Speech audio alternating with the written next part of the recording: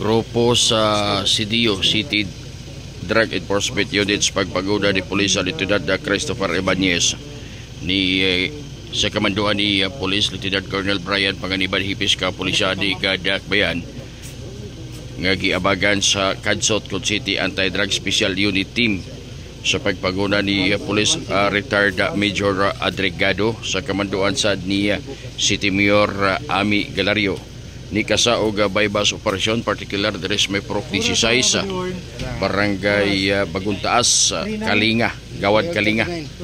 Suspect nga si Dennis Kahilog 32 anyos ang parigo na kuan og unom ka mga sasis kinadili gidruga kung gilas pangalang Siabo, duha ka tagtunga sa sako sa terminus mga puser, usa ka 500 pesos bill ka bypass money aga nakuha usab sa iyaga posisyon.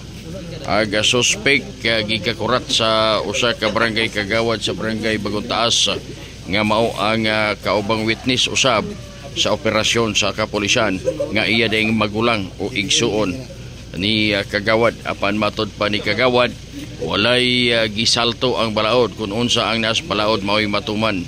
Wala man sad siya nagkulang sa pagpahimanglo, wa man sad siya nagkulang sa pagbadlong sa iyang igsuon o sa mga silingan o katawhan sa Baguntaas. Apan matod pa nila ni kagawad nga kung unsa ang anaa nahipatik sa balaod mao'y matuman. So karon kamulo ang ginahimo nga pag-inventory dili gigikasya bypass operation sa CDO, City Drug Enforcement Unit diga syudad mga igsoon ko.